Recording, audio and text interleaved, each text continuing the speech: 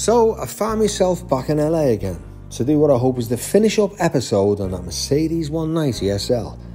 But finding myself with a one-day window of opportunity, I decided to respond to a fellow YouTuber's SOS.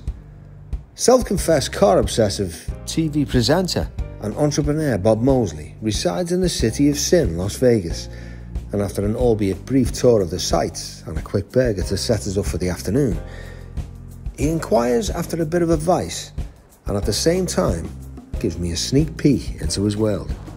So where are we going now, Bob? Straight to hell. And you know what? He wasn't joking. This is my new shop here in Vegas where I'm working on cars, and I've got something I know that you care about a lot. Oh, here we go. I knew this was coming. Yeah. No, look, I got your SOS and, I was, all for coming over and having a look and taking a look and seeing where you're at with it. Well, I've owned a few Phantoms, and I have a Silver Shadow, a 1967 Silver Shadow. It's at my friend's shop right now. I may be able to go pick it up today. I found this, much like yours, in a barn, left for dead. The guy wanted 15 grand for it. Actually, he wanted 20. I managed to talk him down to the 15. Mm-hmm. I originally thought about just buying the car and flipping it. But after I looked at it, I thought, I think that watching your videos inspired me so much, I now believe that I can restore this car and enjoy driving it. I didn't have that faith before, but after watching you restore your Corniche and watching you do those other cars, I thought, you know what? I think it's possible and it's worth doing. Well, that's really nice of you to say so, Bob. I mean, that's what I set out to do with the videos anyway. They're just a bit of fun, but I'll tell you what, you've got a half-decent car here. The interior is a big one. Them seats are lovely. They've been done at some time, haven't they? But they've been done really well, apart from the black and the cream. Let me connect the electricity here. I had to have a key made. He had lost the keys. So the redeeming value of this car, I think, is that now this switch for some reason is upside down, but the windows. Yeah, that's okay. You just switch the wires around. I don't know how that ended up happening.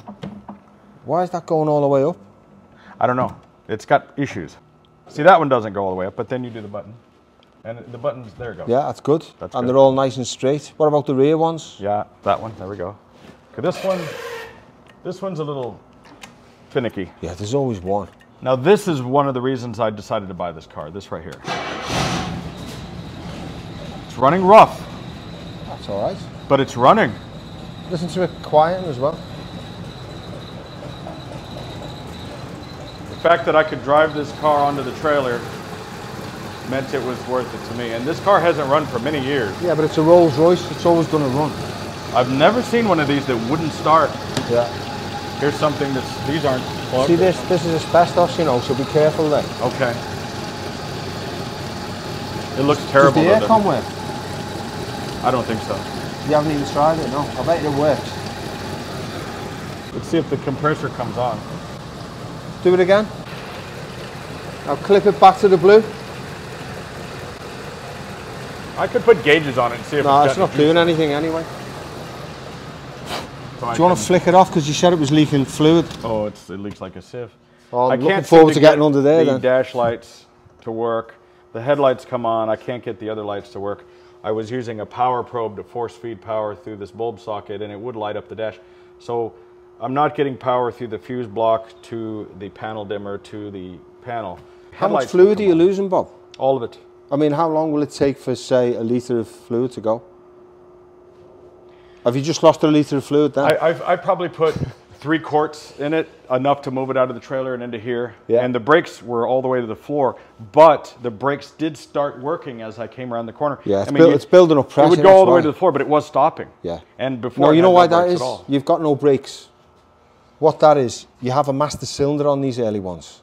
So what happens is, on the later ones, if you lose your brakes, you lose your brakes. You've got no brakes at all. As a backup, you've got a master cylinder. Your pedal will go to the floor, but it'll be able to stop you. That's what happens. So it's a safety thing. So you've got no power brakes, but you've still got brakes on your master cylinder. Well, that's the case. And when you bleed them, you have to bleed your master cylinder first with the engine off, and then you have to bleed your brakes, your power brakes, with the engine running. Well, the people that have owned this car in the past have only just patched things and never did it correctly. When you take a look at the exhaust system, It's been welded over so many times. It's the most ridiculous thing. That's the least of your So worries. it needs a new exhaust. It needs every single rubber thing on the car replaced. Look, you've got a good solid car because, you know, you're in a dry state. Your seats are really nicely being redone and it's being done to a really high standard. What about your hood? Does your hood go up and down? No, you have to manually do it. Did you have your handbrake on? It won't work unless the handbrake's on. I don't think that brake works. Yeah, I think it was down. I finally got it to come back up. Now you pressed it down again. Okay. But you could try turning the key on, and yeah, there's I'll just put the ignition on. The button is there. It only goes in one direction, and it doesn't do anything. Have you checked the fluid in the motor? No. It's up in the boot. It's behind all this, and it just takes normal jack oil. So do it manually. Watch your fingers. Now, he advertised it with a new top, except he failed to say that it wasn't attached. There's also no interior headliner. A new top? It probably is new, you know. He said it was a new top. See them? But look how much. See these? Yeah. These are your clips that clamp it down to the top of the screen.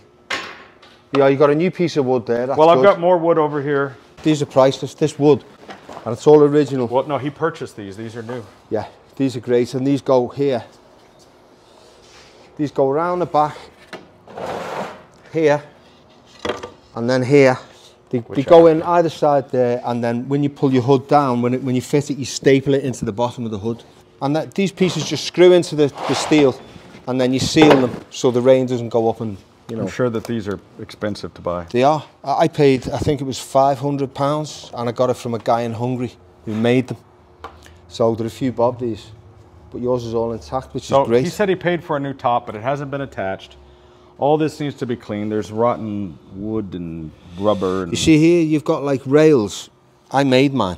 These don't look too bad, actually. These are designed so the water drains down and down a hole there if you were to get water ingress. You know, like underneath or when you were driving in the heavy rain. Mine doesn't leak at all. Mine's totally dry. But this will all clean up. I noticed on one of your earlier videos, Bob, that you threw out the jack bag. There's a bag that goes in the boot here.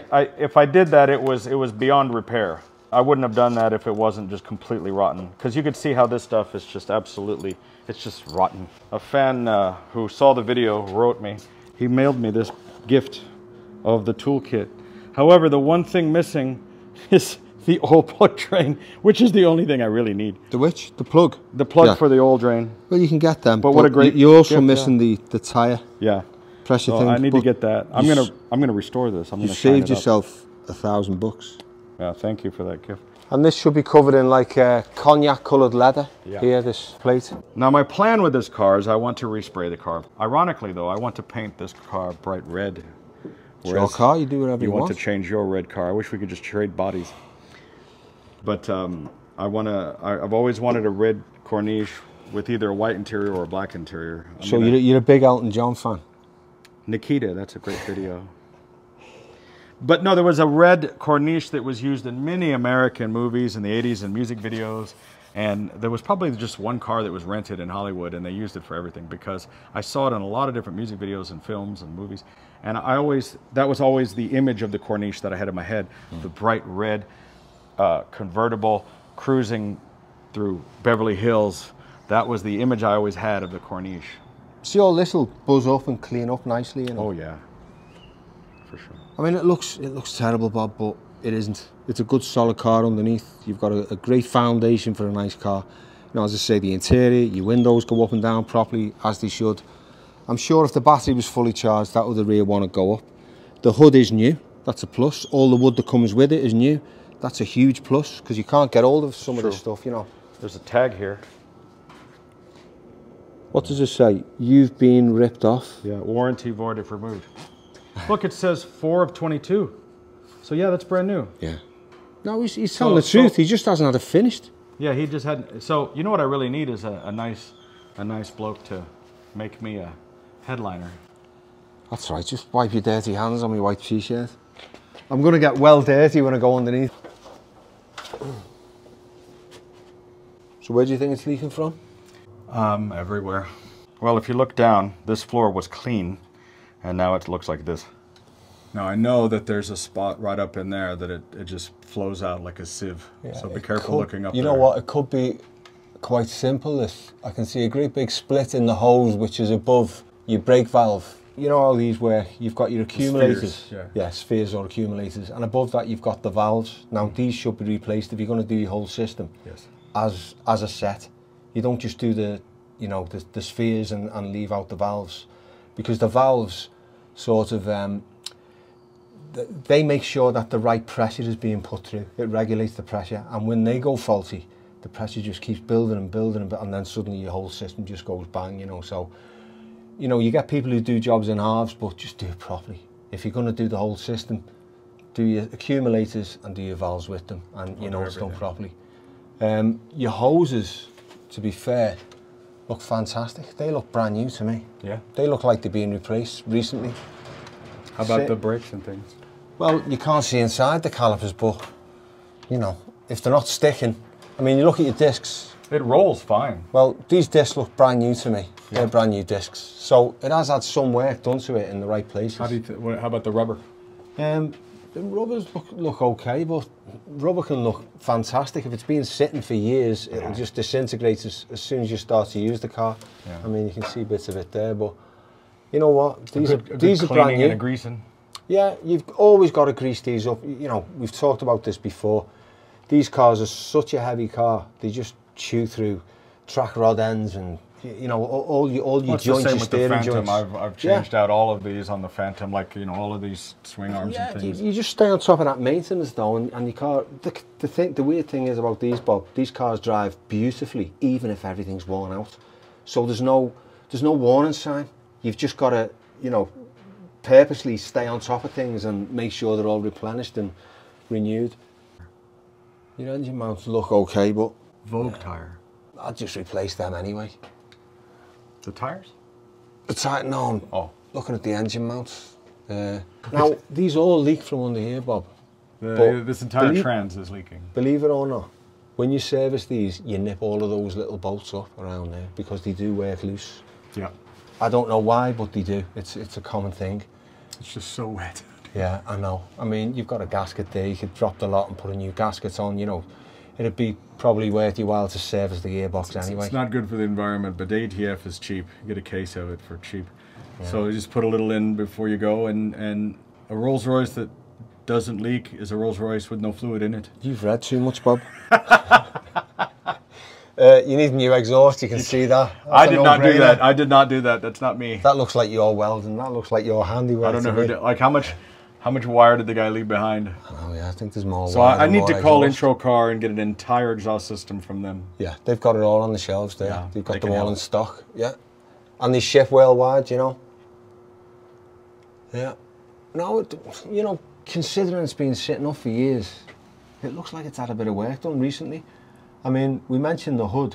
That was replaced in 2022, is it? Yeah, it's I don't know why he didn't complete the job. Why didn't put a headliner in and staple the hood down? It's like this guy that I got it from was having money problems. That's why he sold me the car. It's like he's half done the job, but he's meant well. Well, I think he bought the car with the intention of restoring it and realized what a huge task it was going to be, and then he changed his mind. Yeah. I mean, how much money do you think I'm going to spend on this car? I'm going to spend $20,000, $30,000. Yeah. Well, not necessarily, but you should budget for that.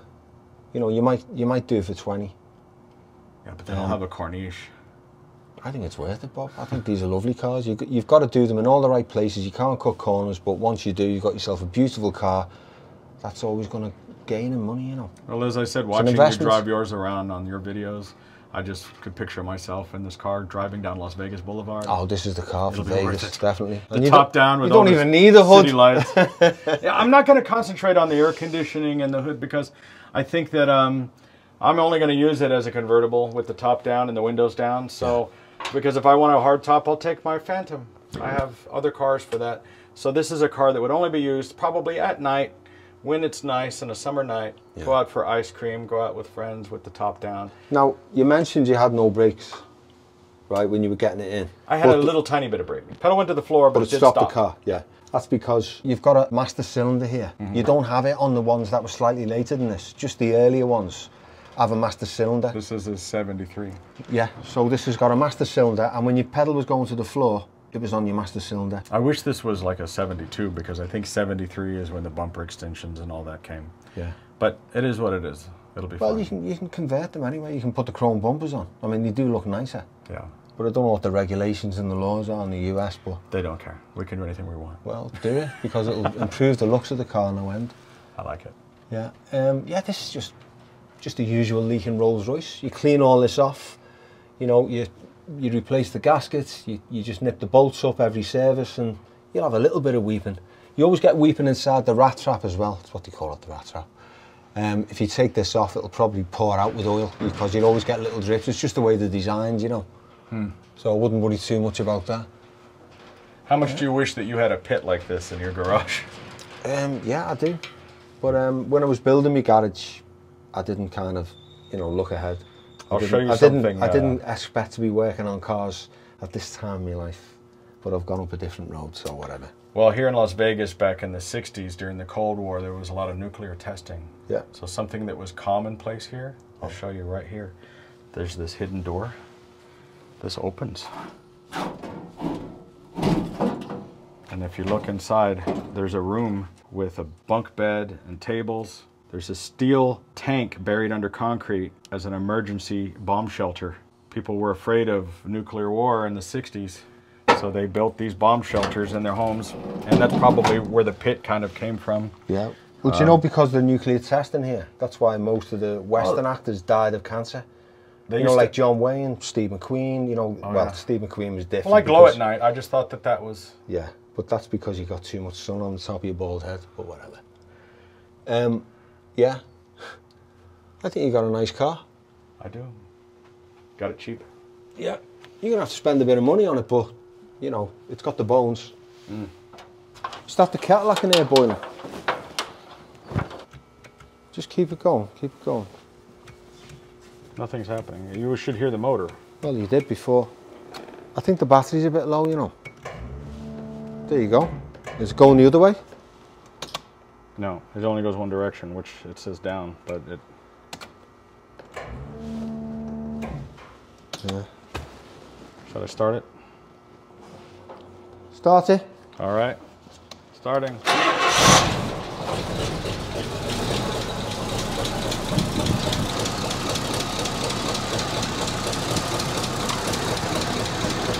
Yeah, okay. What's that? It's your hoses. Your two hoses coming from the reservoir. Yeah. Yeah, it's just got splits in. One of them's not tightened properly, the other one's just old and split. Could be just that. Yeah, flick it off, Bob. Is this section here the piano funeral music or the triumphant horns as we're working towards the end?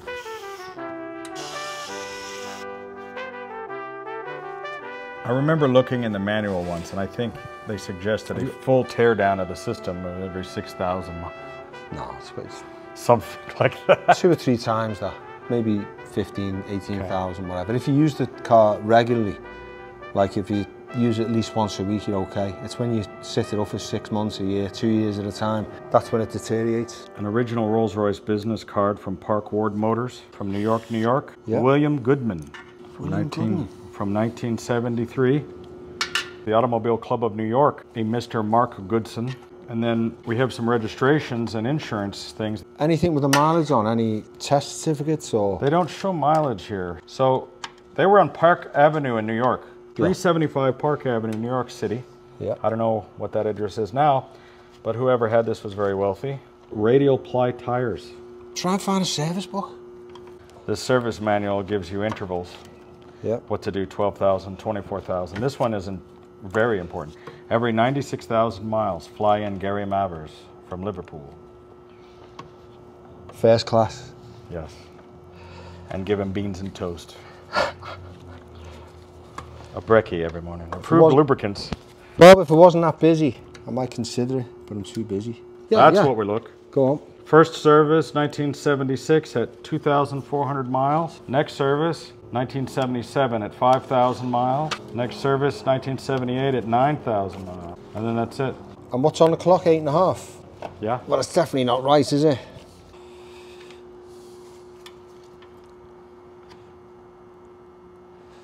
point of that? Someone's punched a hole in this gauze, which is meant to stop all this crap going in. Crazy. It's cleaner than I thought it would be. Is it? Wait for this.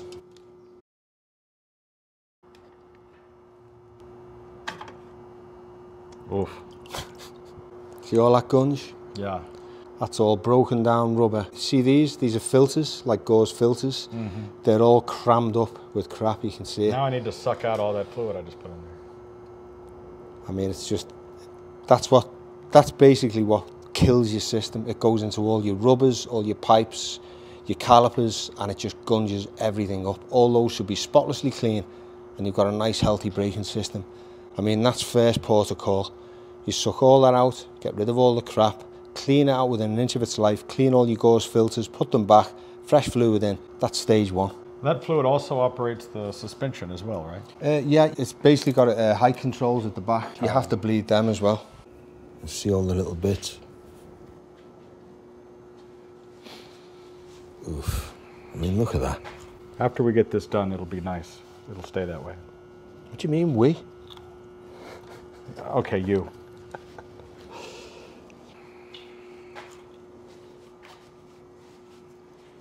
So do you think we're going to have to pull all these calipers and clean them and disassemble them? No, well, what you'll do, this is stage one. You do this, you fill it up, you bleed your system, and then you see what you've got. And then you just use the car. Well, I'm going to call and order a brake. Yeah, get on the phone to IntroCar. Yeah, look at this, look. See all that? That's just fine rubber. Breaking down, going right through your system. This could have been prevented probably with just a decent brake bleeding. Yeah. They inevitably break down over time, them rubber hoses. But it takes a lot. But if you're not staying on top and maintain your system, it'll happen a lot quicker. Yeah. You going to get a new one of these, or? Yeah. Yeah. But yeah, somebody definitely poked a hole through there. I'm going to guess some knucklehead put a funnel in there. Come on, own up. Wasn't me. I'm smarter than that. I have a Silver Shadow, which I wish was here, but it's over at a place down the street. We could go visit it. Yeah, let's do that if you want, yeah. So, even on arrival, I could see all was not well. The car was dumping fuel like a full-on tap all over the floor. I tried to explain it was a stuck needle in the carbs and it was causing the float to stick. But despite my protestations, well, they just tried to tell me it was leaking water. I actually felt sorry for Bob, as the garage had called him to tell him the car was ready. Look, this is why I harp on about using a reputable garage and at least having a basic knowledge of the cars we own, so you don't get fobbed off with some half-arsed excuse for bad workmanship. Anyway, disappointed, we return to Bob's. Tell me about your cars, Bob. Well, there's a real eclectic mix here, isn't there? I did a television show called Screen Machines about 10 years ago. This was the first car we did on that episode. This is a replica of the 1963 Cadillac convertible from the movie Scarface. These are great, these. I remember when I left drama school years ago, you know, I was about 20 years of age. And I got a job part-time in a restaurant waiting on. And there was two of these outside, just going to rack and room with flat tyres. One was pink and one was this colour. And they just sat there for years, you know. Well, it's a fun car. The Tiger interior is quite strange. It's just a rocket ship, isn't it? Well, it's very Las Vegas, you know, even though it was a car based in Miami, but it's just an exotic car. The way the lights are at the back, I mean, it's just like a replica of a rocket ship, isn't it? Because at the time, there was the race for space with the Russians. It was evocative of the time, I suppose, wasn't it, the design? Well, I love Las Vegas. I'm a big fan of Elvis, and yeah. Even though this was from the movie Scarface, which was about Cuban immigrants, but it's just a very Elvis kind of car. Yeah. Very different kind of car is the one behind me. This is a replica of the car from the Blues Brothers, the Bluesmobile. This is a 1974 Dodge Monaco police car. In the movie, they had bought a used police car and then they just spray painted over the police badges. So this is replicated to look like the one in the film. Ow! It's I know what you mean about black cars. Yeah, I told you in Vegas, you can't have a black car. Because this, if you touch it, it'll burn your hand, but if you touch the white, it's cool to the touch. Yeah. That other police car, that's just a regular police car that I bought to scare people off before. So do you drive around Vegas pretending like you're a cop? No, I just parked it in the driveway before we had this gate put in to scare off, you know, the locals. Yeah. So these three over here. Okay, well. But I think more importantly, just to give the viewers a little bit of, you know, insight into you, how How did you become obsessive about cars? How did you end up in this beautiful house? How did you get here? What's your journey? What was your childhood like? It's like that Talking Heads song, right? Like, how did I end up here? This is not my house. This is not my wife. Yeah, but it's not the same as it ever was, is it? I grew up really poor. You know, my mom was a florist that she used to basically panhandle roses. She would go into nightclubs and sell flowers. She did that for 30 years. And she had married this homeless guy that we took in and cleaned up. Yeah. He lived with her, I used to help her with the flowers. I grew up around alcoholics and drug addicts and things. And I just wanted to get away from all that environment. I don't drink or smoke or do drugs, you know. And the reason is because my version of rebellion was to be clean. Yeah, to learn by their mistakes, I suppose. Yeah, and I wanted my success to be the revenge on the world. So rather than emulating bad behavior and ending up like all of my dead siblings, I wanted to have this. So when I would see a rich man in a Rolls-Royce, I didn't want to throw rocks at him. I looked at him and go, I want to be that guy. But that's a long, long road from where I started from. I mean, I'm a 9th grade dropout who got a job at a burger stand. But I was a good hustler that I knew that if I could take, like, for instance, a car that I could get for a good deal, fix that car up and then sell it and to make a profit, that would work out for me. So that's how we led into the DeLorean thing. Happened by accident. The DeLoreans are what really made my money. First of all, let's jump back to what you were talking about before, your childhood and all that. When you bought your first real nice car, I mean, what kind of experience did you have? What was the feeling like when you were driving down the strip or wherever you lived? How did all that? It's hard to say what my first nice car was. I remember the first time I got a car with air conditioning. That was a big deal. Yeah. When I was a teenager, living in Fort Worth, Texas, there was a man named Paul Wilkins. He was a custom car builder, and he would buy brand new Pontiac Trans Ams and then rebody them to look like a Ferrari Testarossa, and he called it the Turbo Rossa. So this is a 1989 Pontiac Trans Am GTA, rebodied to look like the Ferrari Testarossa. So anybody with a keen eye would know that the gaps in the fenders and things are not the correct.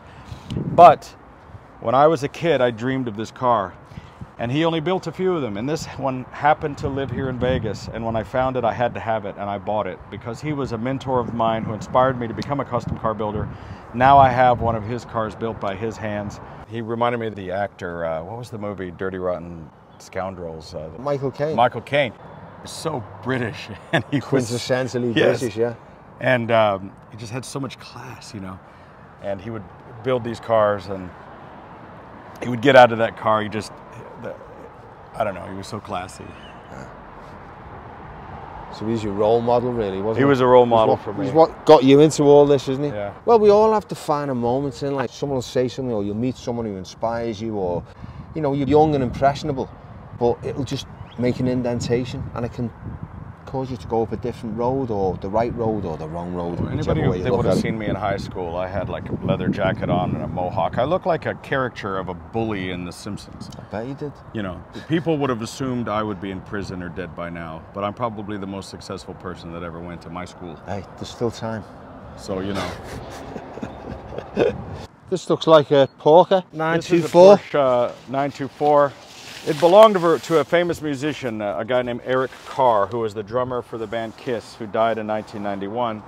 This car was a gift to him by the band Kiss. I've famously worked with the band Kiss. I was their announcer towards the end of their tour. Yeah. And I bought this car because I'm a fan and to restore it. We've decided to leave this dent in. Who did you run over with this? This happened, I guess, during his ownership. We've decided to leave the dent in it because it's part of the history of the car. But we did get it running. It didn't run for almost 20 years, and we got it running again. What was it, the carburetor? Oh, it's a Bosch CIS. Yeah. It took a lot to get it going. So this will come in a future episode. We're saving it for later. Right. Back to the Future. Yeah, this is a 1981 DeLorean. What I'm most known for in the car world is building replicas of the Back to the Future DeLorean time machine. This is my personal car. We've done about 50 of these. You'll find them on display at Universal Studios in Orlando and Hollywood, and in museums all over the world. And all this is completely correct, is it? Every Cars. single gadget and piece of wire and cable tie. The only thing else. incorrect about this car is we've sealed the back window so it won't leak, because the original car had no back window at all. It was just open. Yeah. But we've modified this car slightly for Vegas. It's a daily driver car that I can drive around, has air conditioning, works here in Vegas. It's great. And what about the copy here, the Lambo?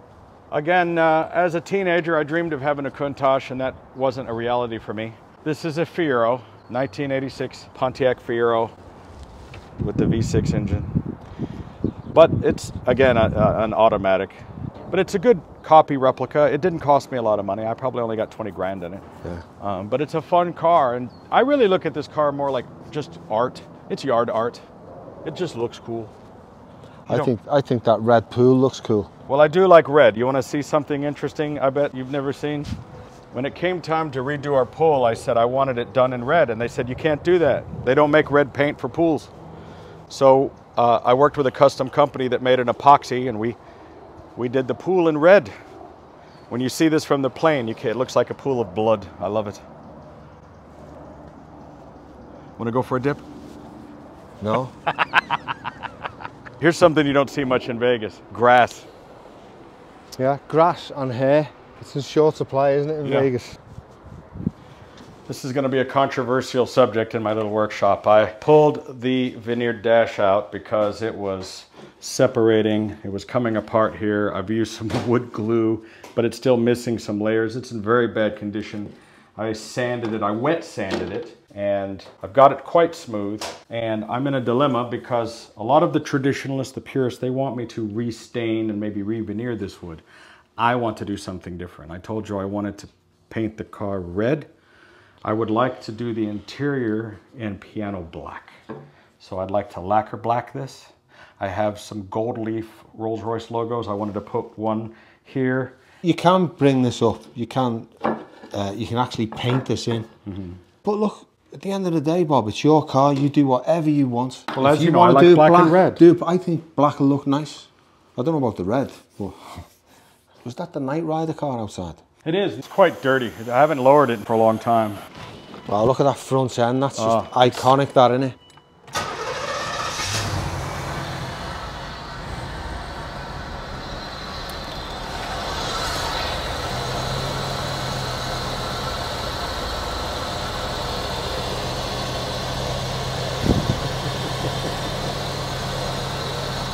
This is without the dash in the car, but steering wheel's fantastic, isn't it?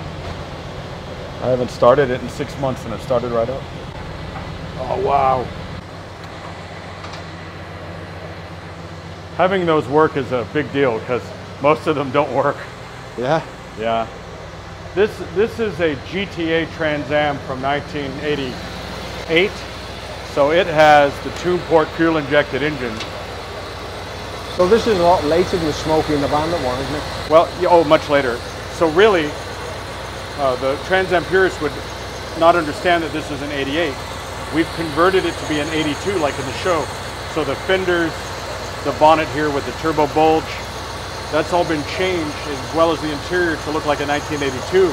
But this is actually a later 1988, which had the fuel-injected motor instead of the carbureted Crossfire, or this is a 305 injected TPI.